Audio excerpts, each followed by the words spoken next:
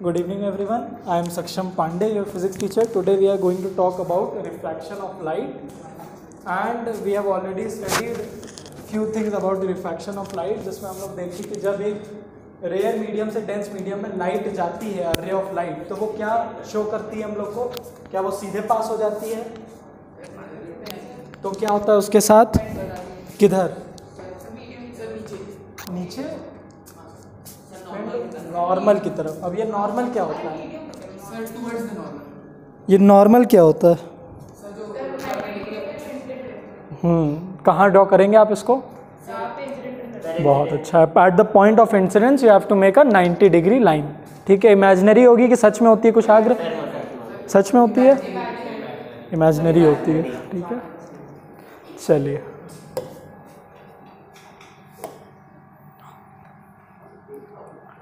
और ऐसा होता क्यों है कि ये बेंड हो जाती है light away from the normal या टुवर्ड्स द नॉर्मल? इसका रीज़न क्या था?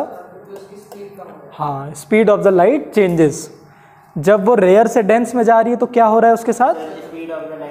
कम हो रही है ना? डेंस से रेयर में जा रही तो बढ़ जाएगी। ठीक है, गुड।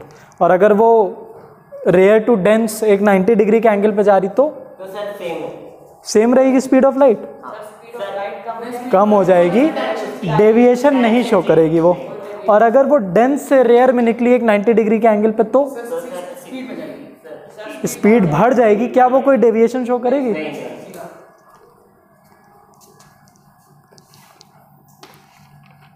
ये एक बार कंफर्म करिएगा, स्कूल में ये केस दिया नहीं गया है कि 90 डिग्री के एंगल पे जब एक रे ऑफ इंसिडेंस सिर्फ दिया है कि जब रेयर से डेंस में जा रही है तब तो वो नहीं शो कर रही है, क्योंकि हम लोग देखे हुए टुवर्ड्स द नॉर्मल शिफ्ट होती है तो वो सीधे जा रही है। लेकिन जब वो डेंस से रेयर में जा रही तब वो एक डेविएशन शो करनी चाहिए।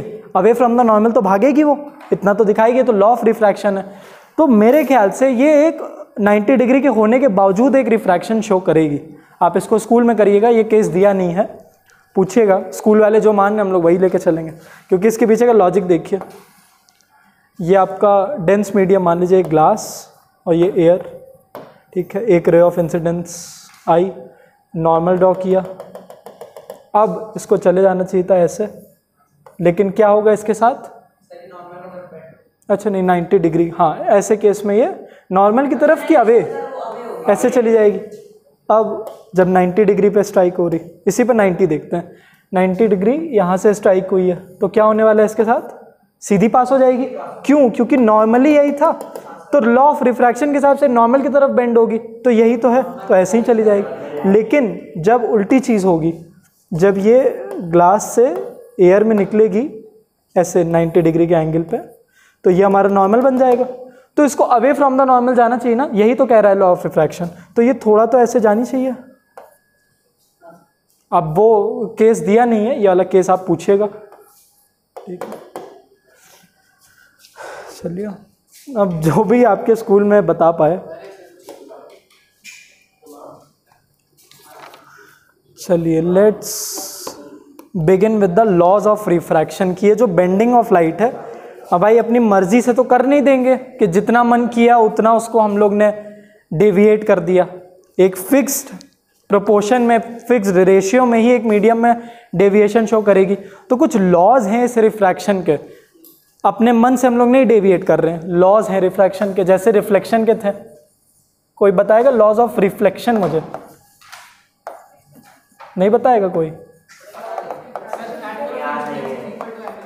हाँ, बहुत अच्छा। एक लॉ ये, दूसरा लॉ, वो दूसरा लॉ इसमें भी सेम है। उन्होंने बोला law of incidence is equal to law of reflection. ठीक है, ये जब एक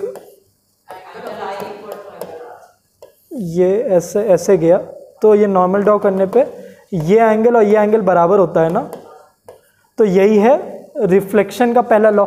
लेकिन ये तो रिफ्रैक्शन है, तो ये लॉ इसमें नहीं लगेगा। Law of angle of incidence will not be equal to angle of refraction, never be equal to. चलिए, तो बताइए दूसरा लॉ। एक दूसरा लॉ रिफ्लेक्शन का ही बताइए जो इजी है बहुत ज़्यादा। हाँ हाँ, बहुत अच्छा। ठीक है, पहला लॉ तो दोनों का सेम है कि the incident ray incident ray तो समझ रहे हैं ना कुशाग्र, द रिफ्लेक्टेड नहीं रिफ्रैक्टेड रे, ये दोनों में सेम है, रिफ्लेक्टेड और रिफ्रैक्टेड दोनों का सब सेम चलता है, ठीक है, उसमें भी आप लिख सकते हैं द रिफ्रैक्टेड रे and the normal at the point of incidence, the normal at the point, ये आप eight the point of incidence लिखे ना लिखे एक ही बात है, वहीं तो ड्रॉ होना है, ऑफ इंसिडेंस ऑल लाई, आगे लाई इन द सेम प्लेन। इसका मतलब क्या है इस लॉ का?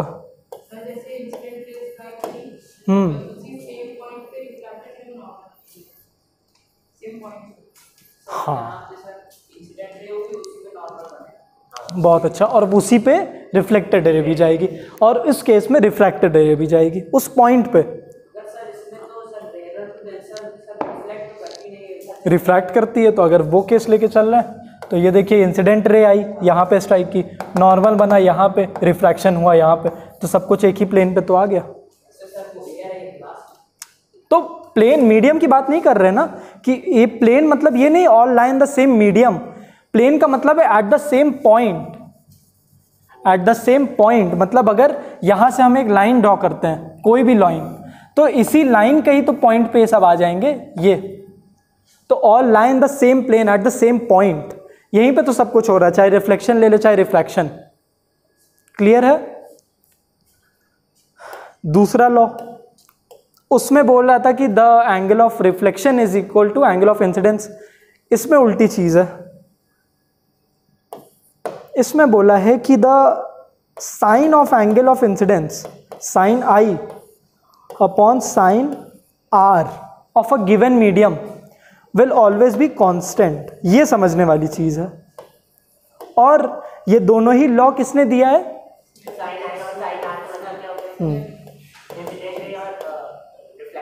ये दोनों ही लॉ हम लोग को स्नेल ने दिया है, तो इसी को हम लोग स्नेल्स लॉ कहते हैं, इस वाले लॉ को, ठीक है, यही है स्नेल्स, बता रहा कुशाग्र भाई, ये है हमारा Snell's law, the sine of angle of incidence upon sine of angle of refraction will always be constant. अब इसका मतलब समझते हैं, कुछ पूछ रहे थे आप, इसी का मतलब समझ। हाँ, इसका मतलब ये है जैसे आपने ट्रिग्नोमेट्री में पढ़ा है ना साइन कॉस टैन, तो हम लोग इसके पहले वाले में कॉस की कुछ वैल्यूज लगा रहे थे, कॉस 90 डिग्री, कॉस 180 डिग्री, तो वैसे ही अब देखिए मान लीजिए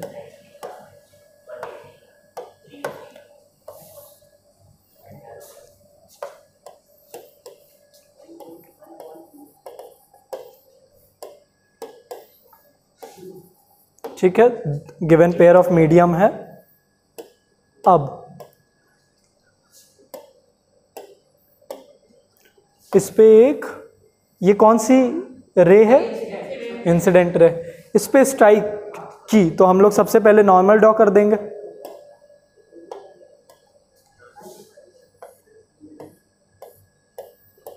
ठीक है। अब कुशाग्र भाई इस लाइट के साथ क्या होने वाला है, इस रे ऑफ लाइट के साथ, पहले तो बताइए जाना कैसे चाहिए था इसको? क्या बोलते हैं कि सीधे जाना चाहिए। हाँ, ऐसे निकल जाना चाहिए था, है ना? अब वो किधर? लेफ्ट? अरे नॉर्मल के टर्म्स में मुझे बताइए, नॉर्मल के बस आपसे बताइए, अवे फ्रॉम द नॉर्मल कि towards the normal? Towards the normal मेरे भाई, समझिए इस बात को, जब ये तो रेयर मीडियम है ना, ये तो हमारा एक रेयर मीडियम है ना, रेयर और डेंस कौन है इसमें से? वाटर रेयर है, डेंसर है, तो जब रेयरर से डेंसर में जाती है तो टुवर्ड्स द नॉर्मल ना, अगर उल्टी जाएगी तो अवे फ्रॉम द नॉर्मल। सिर्फ नॉर्मल पे आपको लेफ्ट राइट नहीं बताना एग्जाम में कि सर लेफ्ट मुड़ जाएगी राइट, आपको बोलना है सर टुवर्ड्स द नॉर्मल या अवे, ठीक है। अब ये टुवर्ड्स द नॉर्मल मुड़ेगी, कुछ बोल रहे थे कुछ हर्ष? तो ये ऐसे चली जाएगी। अब इन दोनों का जरा एंगल बनाते हैं, साइन अभी भूल जाइए, सिर्फ एंगल ऑफ इंसिडेंस और एंगल ऑफ रिफ्रैक्शन कोई बताइए क्या क्या होगा। एंगल ऑफ इंसिडेंस पहले तो बताइए कैसे हम लोग ड्रॉ करेंगे यहाँ पे? अरे कैसे, डिग्री की वैल्यू नहीं बतानी है, होगी कहाँ पे? ये ऐसे ड्रॉ,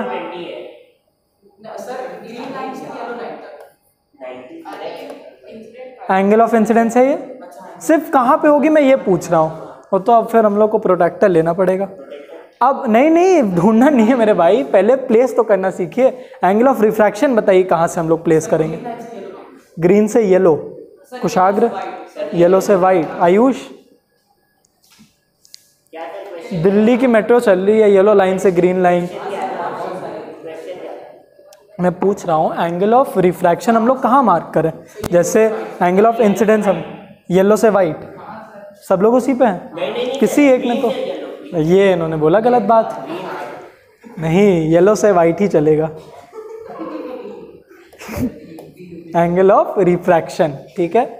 अब देखिए पहली बात तो दोनों एंगल सेम नहीं लग रहा, कोई एक बड़ा है कोई एक छोटा। वो हमारा पॉइंट नहीं है कि कौन सा बड़ा कौन सा छोटा। इन दोनों का जब हम लोग साइन निकालेंगे, ठीक है, साइन की वैल्यू, अब जैसे कोई भी साइन की वैल्यू हम लोग पुट करते हैं तो फॉर एग्जाम्पल ये एंगल x मान लिया, ठीक है, let the angle be x। तो साइन x अपॉन साइन ये y मान लेते हैं, sine y will always be constant. अब इसका मतलब क्या है कि अब इसका रेशियो हमेशा कांस्टेंट रहेगा। मान लीजिए x हमारा था, साइन x की वैल्यू निकल के आई 5, साइन y की वैल्यू निकल के आई 2, तो इसका रिफ्रैक्टिव इंडेक्स कितना हो गया 2.5। ये कांस्टेंट मिल गया। अब यही सेम चलता रहेगा, यही हम लोग को आंसर मिलेगा जब भी कोई भी लाइट रे स्ट्राइक कर गई। अगर हम लोग लाइट रे को अलग अब स्ट्राइक करते हैं, अब अगर हमारी लाइट रे स्ट्राइक की कुछ ऐसे, ये अलग एंगल पे स्ट्राइक की है ना। अब इसका सब लोग जल्दी जल्दी बताएंगे। नॉर्मल ड्रॉ किया, ठीक है, टुवर्ड्स नॉर्मल मुड़ के, इतना भी नहीं मुड़ेगी ये, इतना मुड़ जाएगी, ठीक है। अब बताइए कैसे एंगल प्लेस करें। एंगल ऑफ इंसिडेंस बताइए। हाँ ठीक है, एंगल ऑफ रिफ्रैक्शन। अब भले ये दोनों एंगल हम लोग को डिफरेंट लग रहे हैं, लेकिन इन दोनों का जो रेशियो आएगा ना साइन का, ये 2.5 ही आएगा। अब अगर इस केस में क्या पता, ये इसको हम लोग अज्यूम कर रहे हैं ये एंगल P है, ये एंगल Q है, तो sine of angle P upon sine of angle Q कितना भी हो, वो 60 40 ये 2.5 ही कट के आएगा। एंड ये आपको वैल्यूज याद भी नहीं करनी होगी, इतना पूछेगा भी नहीं, सिर्फ आपसे स्नेल्स लॉ पूछता है, तो आप ये बता दीजिएगा। साइन की एक तो वैल्यू याद करनी बड़ी मुश्किल होती है, कॉस की तो तब भी आसान है, इसकी ज़्यादातर वैल्यूज़ तो √2/3 में आती हैं। चलिए भाई फिर याद कर ले तो उससे बढ़िया बात नहीं। मगर दिक्कत क्या होने वाली है कि जो एंगल हमेशा बनेगा ना, ये या तो 66 डिग्री बनेगा या तो 44 डिग्री बनेगा। मत करिए भाई, मैं बोल रहा हूँ, वो आपको अगर इतना ही उसके चुल होगी तो बता देगा कि भाई साइन की इतनी वैल्यू है, ये है। कि आगे का मतलब क्या है? हाँ करनी तो पड़ती है, बेसिक्स तो करनी पड़ती हैं। मतलब 1 to ऐसे नहीं कि 1 to 100 तक आपको याद करनी होगी, लेकिन ऐसे आपको 0 30 60 90 120 75 35। चलिए इसी पे रहते हैं भाई, डरने का क्या। देख स्नेल्स लॉ समझ में आया, ठीक है। अब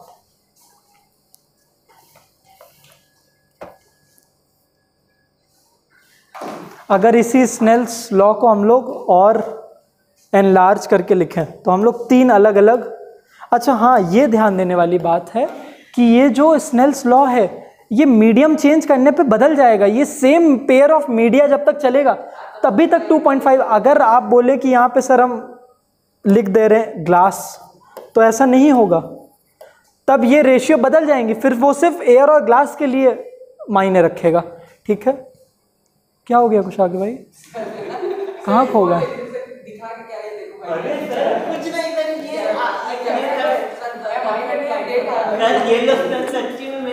लाइए भाई फ़ोन दे दीजिए, यहीं पर रख दे रहे हैं। अरे लाइन दिखा के कह रहे देखो भाई नया अपडेट यहीं रख दे रहे, ठीक है, यहीं पे रख दे, इसको भी रख दे,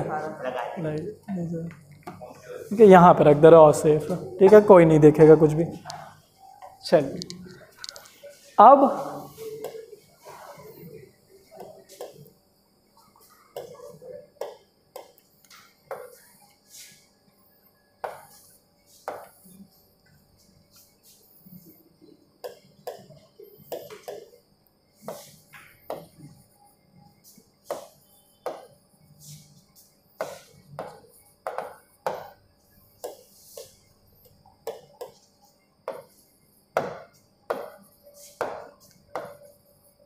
ठीक है, ये तीनों अलग अलग चीज़ों में रिफ्रैक्शन हो रहा है, लेकिन आप ध्यान दो तो ये दोनों पेयर ऑफ मीडिया सेम ही है, ठीक है, इसको पेयर ऑफ मीडिया कहते हैं, पेयर ऑफ मीडियम्स को pair of media, pair of medium कह सकते हैं।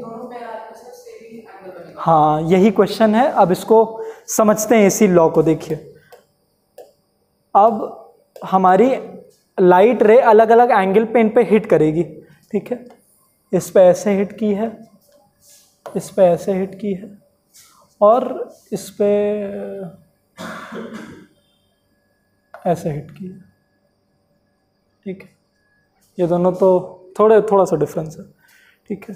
अब आप लोग जल्दी से बताइए इन तीनों का क्या होगा। सबसे पहले इसका कुशाग्र आप बताइए, नॉर्मल ना ड्रॉ करें, हाँ नॉर्मल ड्रॉ किया, आप बताइए।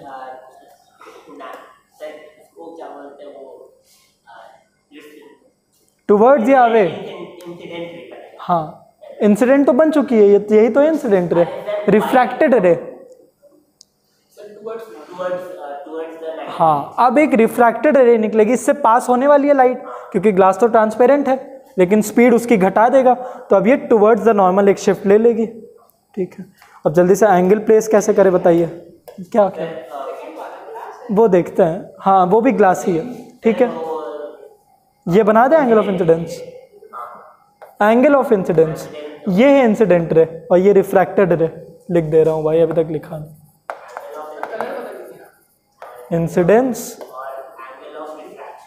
एंगल ऑफ अरे इंसिडेंट रे और रिफ्रैक्टेड रे, और यहाँ पे एंगल ऑफ रिफ्रैक्शन, ठीक है। क्या दोनों एंगल सेम लग रहा है? गुड। इस वाले का आयुष आप बताइए भाई, इस वाले केस में क्या करें? नॉर्मल ड्रॉ करा, ठीक है। अब क्या होगा इस इंसिडेंट रे के साथ? टुवर्ड्स द नॉर्मल मुड़ गई, इतना मोड़ दूं? नहीं मेरे भाई इतना नहीं मोड़ना है, इतना ज़्यादा देखिए इतना ही तो रिफ्रैक्शन कर रही है, जब इतना स्पीड घटा नहीं रही तो इतना रिफ्रैक्शन कितना ज़्यादा एक्सटेंट होगा रिफ्रैक्शन का, ये डिपेंड करेगा कितना डेंस मीडियम हम लोग ले रहे हैं, कितना वो स्पीड, जितना स्पीड घटाते जाएगी उतना टुवर्ड्स द नॉर्मल आता जाएगा, तो उतनी ही स्पीड तो घटाएगी, तो थोड़ा सा रिफ्रैक्शन करते जाइए, ठीक है। ऐसे एकदम ही मत टुवर्ड्स द नॉर्मल, मतलब ये नहीं कि एकदम चिपका दीजिए नॉर्मल से, हर थोड़ा समझ बूझ के, ठीक है। आप जल्दी से एंगल प्लेस करिए। नहीं वो आयुष भाई, ये एंगल ऑफ इंसिडेंस और ये एंगल ऑफ रिफ्रैक्शन। हाँ क्या पूछ रहे थे कुशाग्र भाई?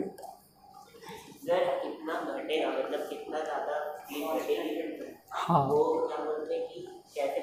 यही आपने अच्छा क्वेश्चन पूछा, इसीलिए ये स्नेल्स का लॉ है, यही हमें बताएगा रिफ्रैक्टिव इंडेक्स कि कितनी ज़्यादा लाइट मुड़ेगी, कितनी कम लाइट मुड़ेगी, कितना वो ऑप्टिकली डेंस है, कितना स्पीड घटाएगा, यही बताएगा स्नेल्स लॉ, इसीलिए हमने इस लॉ को पढ़ रहे हैं, ठीक है। अब इस वाले का अविरल आप बताइए भाई, तीसरे केस का।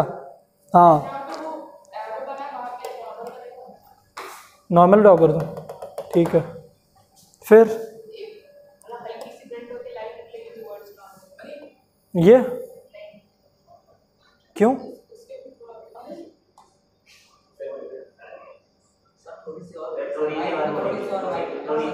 सही है, सही है मेरे भाई, सही है। 10 लोगों की बात मत सुनिए, सही है।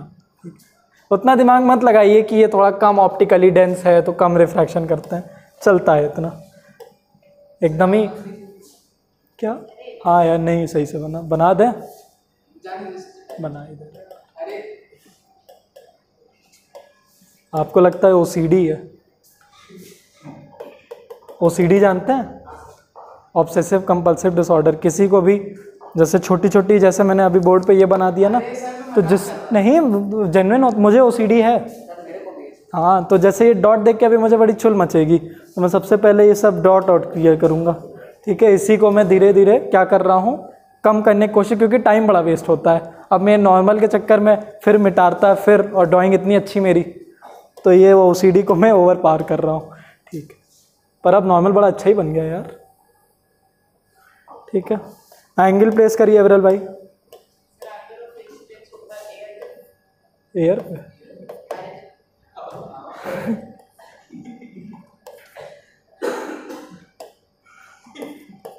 ठीक है। अब अगर ये स्टेटमेंट में लिखता हूं, मान लीजिए इसकी वैल्यू है x, इसकी वैल्यू है y। ठीक है, कलर चेंज कर ले रहा, कलर ये ले ले। इसकी वैल्यू है x, इसकी वैल्यू है y, डिग्री की बता रहा हूँ, एंगल की वैल्यू है। ठीक है, इसकी वैल्यू है p, इसकी वैल्यू है q, इसकी वैल्यू है a, इसकी वैल्यू है b। ठीक है, अब ये कुछ भी हो सकता है, क्या पता x 30 डिग्री हो, y 20 डिग्री हो, कुछ भी हो सकता है। ठीक है, कौन सा कलर लिया? तो एक ही, अभी तो एक ही पेज पे इस, हाँ यार चेंज कर देंगे अब, अच्छा याद दिलाया आपने। ठीक है, साइन ऑफ x, ठीक है, साइन ऑफ इंसिडेंस लिखते तो इंसिडेंस x की वैल्यू है upon sine y is equal to, मैं लिख सकता हूं sine p upon sine q। ये क्यों लिख सकता हूं अविरल, आप बताएंगे यार, अविरल नहीं हर्ष बताएंगे ये चीज। हर्ष भाई क्यों लिख सकते हैं ये चीज, ये स्टेटमेंट हम लोग कैसे पहुंच गए? Sine x upon sine y is equal to sine p upon sine q, ऐसा कैसे? अरे बहुत बड़े, फिर हाँ, दोनों का साइन का रेशियो कांस्टेंट रहेगा। ठीक है, सेम नहीं रहेगा, सेम नहीं रहेगा। ये प्रोपोर्शनैलिटी यहाँ पे लग रही है ना, अगर ये 2/3 है तो ये भी 2/3 होगा। अब इसका मतलब ये हमारा कुछ भी हो सकता है, 2/3 लीस्ट फ्रैक्शन आएगा।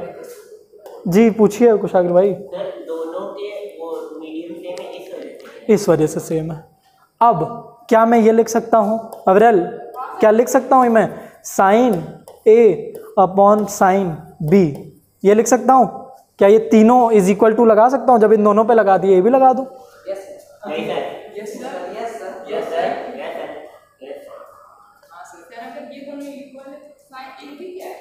साइन ए और बी एक अननोन एंगल है, let A be 60 degree, let A be 1 degree. नहीं कर सकते, क्यों क्यों क्यों नहीं कर सकते ये काम?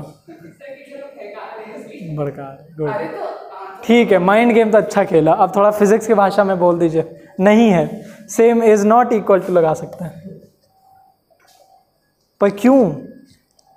अब स्नेल्स लॉ को लगाइए, देखिए। हाँ बता दीजिए उनको। हाँ देखिए, यहाँ से एयर से ग्लास में जा रही थी, यहाँ भी एयर से ग्लास में, तो ये दोनों पेयर ऑफ मीडिया तो सेम है, लेकिन यहाँ से एयर में वाटर में जा रही है, तो इस पे वो स्नेल्स लॉ नहीं लगेगा कि sine I upon sine R. क्या? अच्छा, ये भी आपको ग्लास लग रहा है, तो अपने ग्लासेस साफ करिए।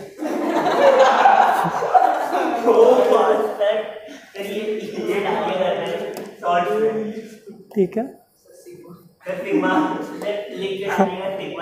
अब इस पे आप लिख सकते हैं इस कांस्टेंट।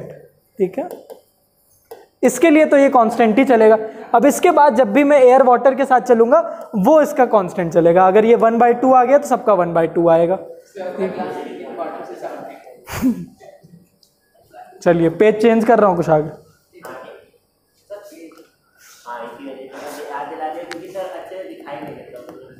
नहीं सही बोल रहा है, हम भी ये रीज़न इसका फाइंड आउट कर रहे थे, फिर आपने जब बोला ना तब मुझे भी स्ट्राइक की कि शायद एक ही पेज पे हम लोग लेकर है ना, पर पीडीएफ में ऐसा होना नहीं चाहिए। पीडीएफ तो नहीं गिराती है क्वालिटी।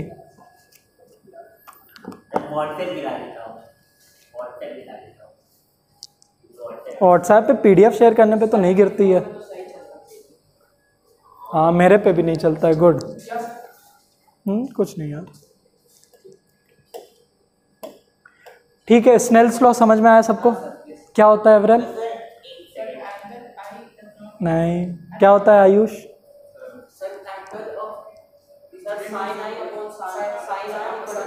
कांस्टेंट, ठीक है। हाँ, दोनों की वैल्यू नहीं दी होगी, आपको सिर्फ स्नेल्स लॉ जान के रखना है। तो सर मतलब इसका यूज होगा इसके practical, I mean numerical side? इसको सस्पेंस रखते हैं, ठीक है, वरना भी अब फिर आपके में चल रहेगी सर कितनी एंगल आएगी।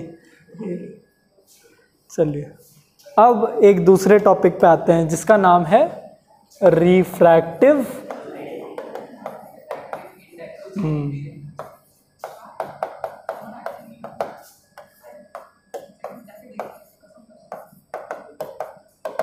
ठीक है, ये थोड़ा इम्पोर्टेंट है। स्नेल्स लॉ भी वैसे पूछता है 2-2 मार्क्स पे, एमसीक्यू में पूछ सकता है, पर ये तो आपको जान के रखना ही है, इससे तो बहुत, इससे न्यूमेरिकल आएंगे, ठीक है। अब इसका सबसे पहले सिंबल ये होता है, ठीक है, कहीं ऐसे भी लिखा होता है एन बी, हाँ म्यू ही तो है ये, MEW, ठीक है। हम लोग ये वाला लेके चलेंगे क्योंकि ये ज़्यादा चलता है, ठीक है, एन उतना नहीं चलता है, ठीक है। ये इसका सिंबल है भाई, रिफ्रैक्टिव इंडेक्स का ये सिंबल हम इससे डिनोट करते हैं, ठीक है, जैसे वेलोसिटी को V से करते हैं। हाँ, M नहीं है यार, ये तो U है ना, मतलब ऐसा U, ठीक है। ये नीचे से थोड़ा सा बढ़ा लीजिएगा ऐसे।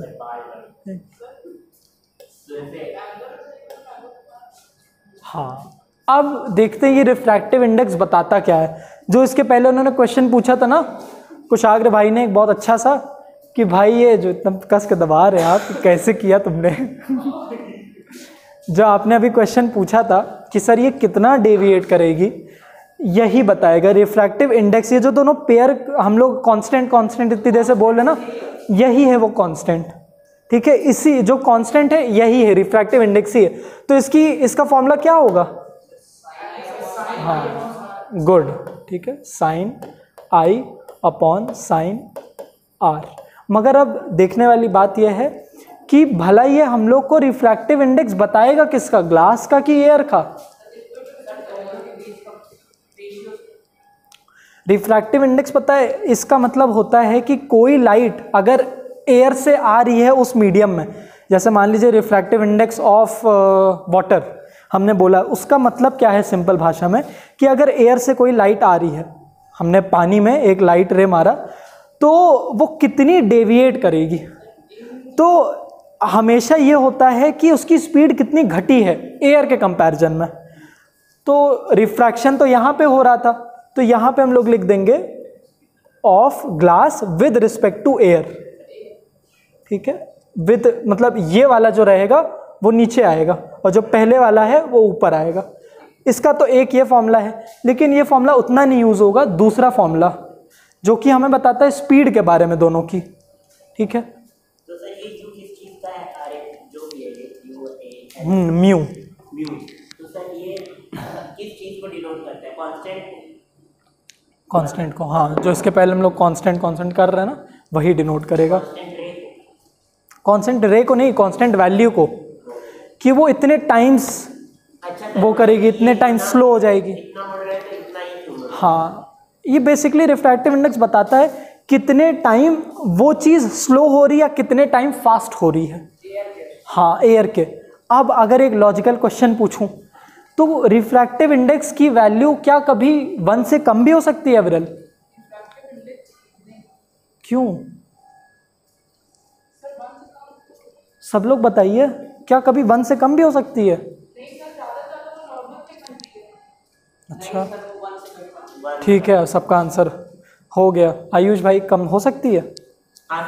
हो सकती है, गुड। चलिए,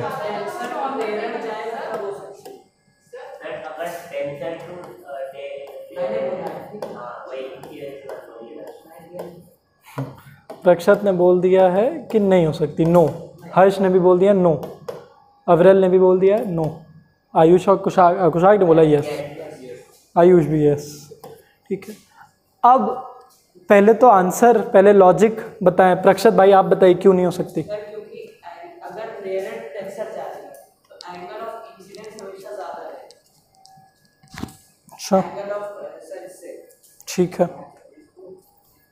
एंगल ऑफ रिफ्रैक्शन से, तो सर उसका हमेशा वैल्यू 1 से ज्यादा ही आएगी क्योंकि ऊपर वाला वैल्यू बढ़ेगी, नीचे वाली वैल्यू छोटी। पर उसका तो साइन ले रहे हैं ना हम लोग। ऐसे तो कॉस 180 डिग्री नहीं, कॉस 90 डिग्री जीरो हो जाती है और cos sir angle of degree कभी ना जीरो हो सकती है, ना जीरो हो सकती है लेकिन नेगेटिव नहीं हो सकती। नेगेटिव भी होती है एंगल। मैं बताऊँ, एंगल की वैल्यू तो नेगेटिव भी आ सकती है। वैल्यू आप पूछ रहे कि एंगल, नहीं, एंगल तो नेगेटिव नहीं हो सकता है। when a light travels from less denser medium to more denser medium, then मतलब रेयर है टू डेंसर। हाँ, थोड़ा मतलब जैसे पानी है, पानी से वो ग्लास हो जाता पानी से पानी है, पानी से ग्लास में जा रहा है तो तो वो ज़्यादा डेंसर होगा ग्लास। हाँ ठीक है, तो क्या बोलते हैं, वो माइनस में चलेगा। माइनस में नहीं यार। आयुष भाई आप भी ट्राई करेंगे अपना आंसर? नहीं करेंगे। देखिए इसके लिए हमें इसके दूसरे एक्सप्लेनेशन पे जाना पड़ेगा जो बताता है कि mu is equal to speed speed upon light, speed of light, speed of light. बताइए। Speed of light upon speed of light in air, main part तो भूल ही गए। इन एयर या फिर इन वैक्यूम, और नीचे speed of light in any medium जिसकी हम बात कर रहे हैं। ठीक है, अगर वाटर की बात करें। हो सकता है। आंसर तो यार हर्ष का, प्रक्षत का और अविरल का सही, लेकिन किसी का भी लॉजिक सही नहीं है। हाँ बताइए यार। 90 से आ रहा है तो वो सेम आंसर पे रहेगा। हाँ ठीक है, तो अगर वही सेम नंबर अपॉन अपॉन तो 1 आएगा। नहीं यार, साइन के तो आपको वैल्यू निकाल के रखनी है। साइन काट थोड़ी ना देंगे आप कि साइन साइन कट गया, ये भी काट दे रहे, वैल्यू निकाल। नहीं, वो आंसर नहीं है, वो आप खुद प्रोसेस करिएगा इसको। ठीक है, speed of light in any medium. ठीक है, अब यहां पे देखिए, अब लॉजिक इसका क्या है कि सबसे ज्यादा तेज लाइट कहाँ ट्रैवल करती है? एयर में, हाँ वैक्यूम में। तो हमेशा ही ये 3 × 10⁸ मीटर पर सेकेंड रहने वाली है, और एयर से ज़्यादा तेज़ कहीं ट्रैवल करती नहीं, वैक्यूम से ज़्यादा तेज़। तो जब उससे तेज़ कहीं ट्रैवल ही नहीं करती तो कोई भी हम लोग मीडियम ले लें, इससे ज़्यादा कुछ रेयर नहीं हो सकता है वैक्यूम से ज़्यादा, तो इससे ज़्यादा स्पीड मिलने नहीं वाली, तो हमेशा ही न्यूमरेटर बड़ा रहेगा हमारा। अब जैसे हम लोग अगर बात करें ग्लास की, तो उसका है 2 × 10⁸ मीटर पर सेकेंड, है कि नहीं? तो ये 10⁸ ये इसको 1.5 टाइम्स काटा तो ये 1.5 आया, एक से ज़्यादा। अगर हम लोग वाटर की बात करें 2.25 × 10⁸ होती है, तो ये भी 3 से कम। तो ये काट के ये कट गया, फिर 3 को ये 1 पॉइंट ही कुछ काटी कि 1 पॉइंट शायद 2 टाइम्स काटनी चाहिए, तो फिर ये 1.22, फिर ये बढ़ के आया। ठीक है, तो रिफ्रैक्टिव इंडेक्स का दूसरा मतलब क्या निकला कि रिफ्रैक्टिव इंडेक्स का दूसरा, एक तो आप लोगों को समझ में आया कि sir sine of angle of incidence upon sine of angle of refraction. दूसरा मतलब क्या निकल के आया इसका? ये वाला, हाँ 1 से कम नहीं हो सकता। ठीक है, ये है रिफ्रैक्टिव इंडेक्स का दूसरा फॉर्मूला जो आपको ज़्यादा यूज आएगा। ठीक है, speed of light in air या vacuum upon speed of light जो भी मीडियम आपको दिया हुआ है। हाँ यार देंगे, आप ही तीनों को दोनों के मिलेंगे। वो दोनों अपना फोटो लें, फोटो कॉपी कराएं। कुशाग्र, आयुष। हाँ यार सब कुछ है, मगर अभी तो पहले मशीन्स के देंगे ना नोट्स, पहले मशीन्स के और बायोलॉजी में भी अब्जॉर्प्शन का। ठीक है, उसके बाद, क्योंकि इनमें तो क्वेश्चंस हैं। एंथुजियाज्म भरा हुआ है, जोश में तो इतना आते हैं सर, आज पूरा पढ़ के आए, बस मुंह खोलने की देरी है। ठीक है, मैं बता रहा था कि रिफ्रैक्शन की ज़्यादा इंपॉर्टेंट डेफिनेशन या फिर फॉर्मूला आपका ये आएगा, speed of light in air या वैक्यूम या upon speed of light in any medium, जो भी आपको दिया। अब इसको आप रिप्रेजेंट कैसे करोगे, आप लिखोगे म्यू और यहाँ पे लिखोगे अपना जो मीडिया दिया हुआ है, जैसे ग्लास का रिफ्रैक्टिव इंडेक्स पूछा है तो आप यहाँ पे लिखोगे glass in comparison to air या फिर विद रिस्पेक्ट टू एयर। तो अगर ये लिखा है तो आप लिखोगे speed of light in air upon speed of light in glass. हाँ दी नहीं रहेगी तो लाइट वैक्यूम की तो आपको याद ही है, ग्लास और वाटर की अभी पता चल गई, ग्लास की बस 2 है, इसकी 2.2.5। ठीक है, इसकी पावर की डेफिनेशन लिखी ना, ability to do a thing power, सही है? बिल्कुल नहीं है, गलत है, उसको नहीं दिया है, रेट ऑफ डूइंग वर्क है। हाँ वही तो देखे ना। अरे सर वो पुराने गड़े मुर्दे उखाड़ रहा है। The ability to do work, मुर्दे गड़े होते ना पागल, खड़े मुर्दे कैसे होंगे? हो सकते हैं। हाँ यार आपने लास्ट टाइम दिया था तभी मैं ये लिख के आया। नहीं यार, पावर कैसे आपको 1 मार्क्स मिल गया? ठीक है सर, काटो काटो। सर मतलब इसका भी क्विज आया। कोई बात नहीं, जो मिल गया भाई वो मिल गया। Thank you sir. मतलब सर मेरे भी करिए। गलती से सीख लिया सर। अब क्या होती है पावर की डेफिनेशन, अगर अभी गलत बताया तो काट दूंगा। SI यूनिट क्या होती है? हाँ वॉट। ठीक है, जब भी SI यूनिट पूछे तो सिंबल नहीं पूरा लिख के आया करिए, आप जो W लिख देते हैं, J लिख देते हैं, वॉट लिखिए, जूल लिखिए। हाँ ठीक है, ये समझ में आया कुछ? ठीक है, अब हाँ क्वेश्चन पूछिए। जो क्वेश्चन आपने, जिस क्वेश्चन में हम मैं और आयुष गलत है, वो क्वेश्चन क्या है? कि रिफ्रैक्टिव इंडेक्स की वैल्यू क्या कभी 1 से कम हो सकती है? ठीक है, ये एक हमारा कन्वेंशन है कि refractive index is always greater than 1। Refractive index का मतलब ये है कि एयर से, वैक्यूम से जब भी नीचे आएगी तो उस मीडियम का लिखना, तो वैक्यूम से ज़्यादा तेज तो कहीं नहीं ट्रैवल करेगी ना। वो आप पेयर ऑफ मीडिया भी तो देखिए, किस रिस्पेक्ट में बता रहा वो, ग्लास या और वाटर। हम लोग किस रिस्पेक्ट की बात कर रहे हैं? Glass and air. जब भी एयर के रिस्पेक्ट में बात करेंगे तब कभी नहीं, और रिफ्रैक्टिव इंडेक्स अगर कुछ ना बताया जाए तो एयर के रिस्पेक्ट में ही बात करता है। हम अगर रिफ्रैक्टिव इंडेक्स ऑफ मैंने बोल दिया डायमंड, तो बस एयर के कंपैरिजन, मतलब एयर से लाइट आई, कितना इसको धीमे कर दी, स्पीड ऑफ लाइट कितनी घट गई। ठीक है, तो आप ऊपर लिखोगे 3 × 10⁸ मीटर पर सेकेंड, जो कि speed of light in vacuum है, और नीचे speed of light in diamond. तो जो आपका कट के आया, अब स्नेल्स लॉ लगेगा, जो भी कट के आया है आपका ये कांस्टेंट चलेगा। अब आप इसको sin I upon sin R से निकालो या फिर ये फॉर्मूला लगा के आओ, दोनों ही सेम देंगे आपको। स्नेल्स लॉ यही, क्योंकि रिफ्रैक्टिव इंडेक्स यही तो है, sin I upon sin R constant होता है, और वही कांस्टेंट है हमारा रिफ्रैक्टिव इंडेक्स।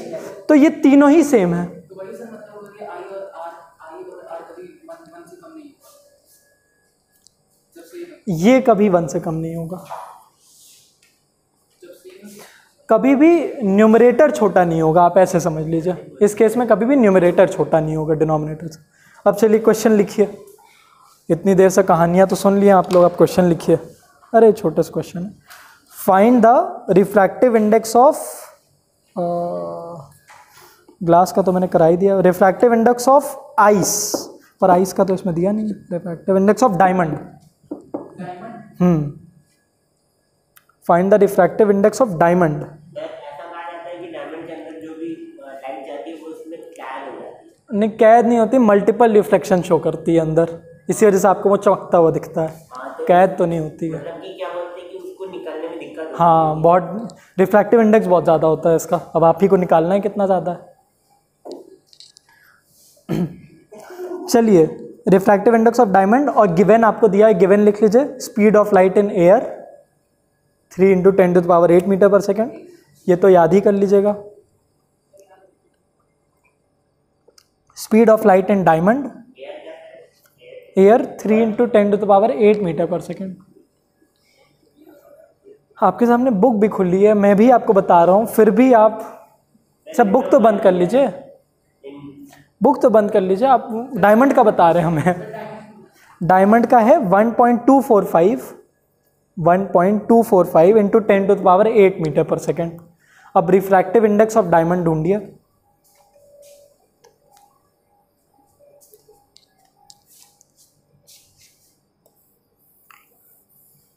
Page change.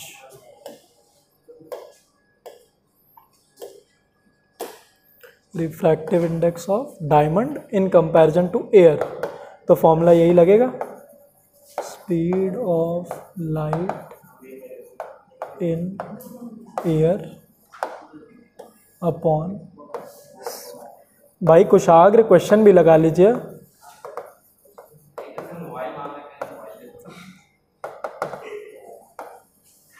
ठीक है, मैंने फॉर्मूला भी लिख दीजिए, वैल्यूज पुट करिए।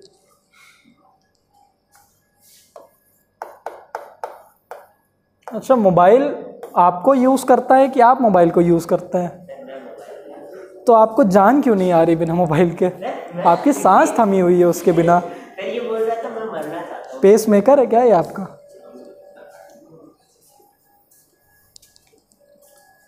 जब से मोबाइल लिया हूँ तब से आपकी सांस आज फूल रही है, कुछ किया नहीं जा रहा आपसे।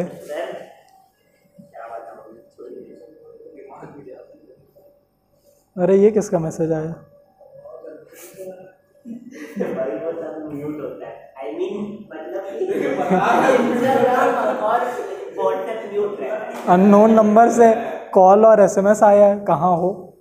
हाँ तो मम्मी का कहाँ आया होगा? अननोन नंबर से कैसे आया है? अननोन नंबर है, नंबर स्टार्ट हो रहा 638 सर मुझको हमारे सेंचुरी के बाहर नहीं करता ये। 638। पहले यहाँ नहीं आता है, पहले कहीं और जाता है। सर तभी बहुत सही मेरे पापा घर से 5-10 पे निकलता हूँ।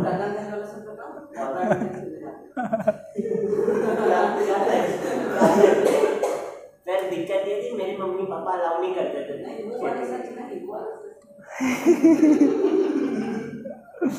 क्या हो गया भाई, सच सच निकल के आ रहा।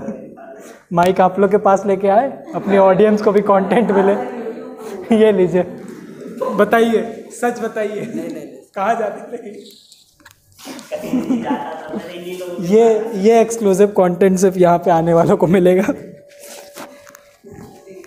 अच्छा, रिप्लाई आपको करना है कहाँ पे है? लिख दूँ मैं कोचिंग में?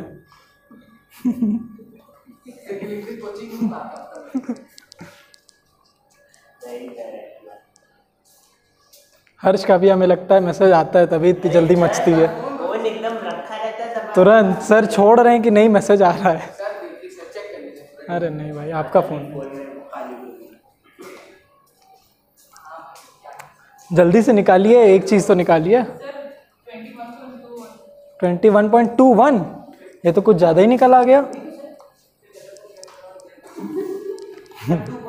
2.4 निकल के आया। ठीक है, यही फॉर्मूला आप लोग लगाए होंगे। यूनिट, हाँ हाँ, टर्मिनेटिंग नंबर है क्या? टर्मिनेटिंग, हाँ 2.4 पे छोड़ दीजिए। ठीक है, अब इसका ज़रा मतलब समझते हैं। ठीक है, इसके दो मतलब निकल के आते हैं कि speed of light 2.4 time decrease हो गई है। ठीक है, पहला मतलब speed of light decreases by 2.4 times। ठीक है, दूसरा मतलब द सेकेंड मीडियम और diamond is 2.4 times more optically dense then air. सिर्फ डेंस नहीं लिखेंगे आप, डेंस तो बहुत ज़्यादा है। ये कहाँ डायमंड, कहाँ एयर? डायमंड तो बहुत ज़्यादा डेंस है एयर से। ऑप्टिकली डेंस, इसका मतलब लाइट जब इसमें जाएगी तो उसको कितनी डेंसिटी फेस करनी होगी। ठीक है, तो दूसरा मतलब diamond is 2.4 times more optically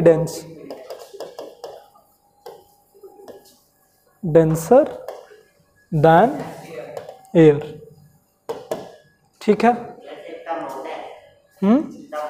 नहीं, ऑप्टिकल मतलब होता है लाइट की बात है। जैसे आप बोलते हैं ऑप्टिशियन के पास जा रहे हैं, है ना, आई चेकअप कराने के लिए ऑप्टिशियन के पास जाते हैं ना, तो लाइट का जहाँ पे भी रोल आता है उसको हम लोग ऑप्टिक्स कहते हैं।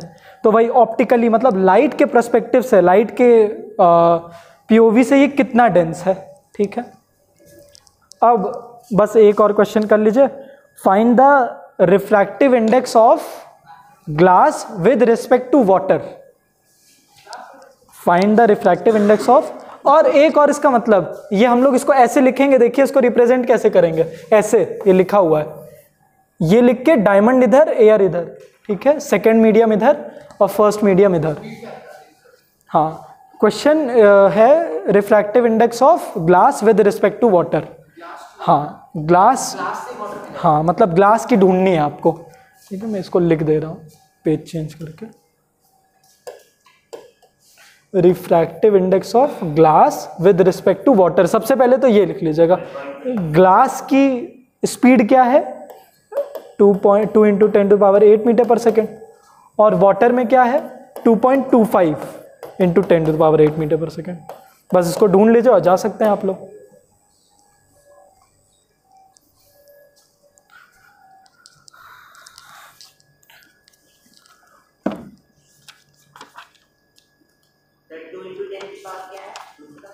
टेन टू द पावर 8 दोनों ही क्या निकल के आया 1.125।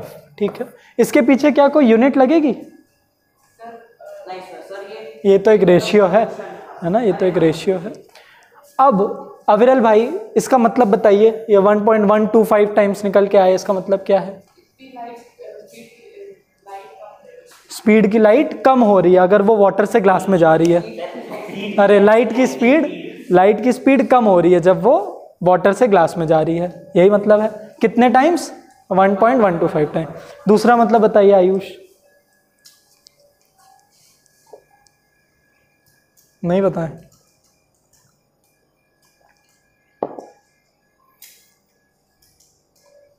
क्या हो गया भाई, जाना है? मैसेज आ गया?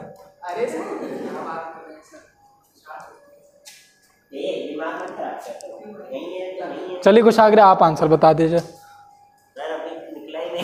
अरे मैं तो निकल तो गया आंसर, अब इसका मतलब बताइए। इसका दूसरा मतलब उन्होंने बताया, एक मतलब तो ये है कि स्पीड ऑफ लाइट डिक्रीज हो रही 1.125 टाइम जब वो वाटर से ग्लास में जा रही। दूसरा मतलब क्या है इसका? वो जब रेयर से डेंसर में जा रही है तो स्पीड कम हो रही है प्लस डायरेक्शन चेंज हो रही है। दूसरा मतलब क्या है प्रक्षत? सर ये है कि सर वो जो दूसरा मीडियम है हाँ 1.125 ज्यादा ऑप्टिकल डेंसिटी। हाँ ठीक है, ये ग्लास इतने टाइम ज्यादा डेंस है वाटर से। अब यार ये हम लोग कैसे 1.125 टाइम मैंने बोल दिया कि इस लाइन को झुका दो आप, तो वो आप कांस्टेंट कैसे 1.125 टाइम्स ऑफ व्हाट, वो एक्स आपको कैसे पता चलेगा?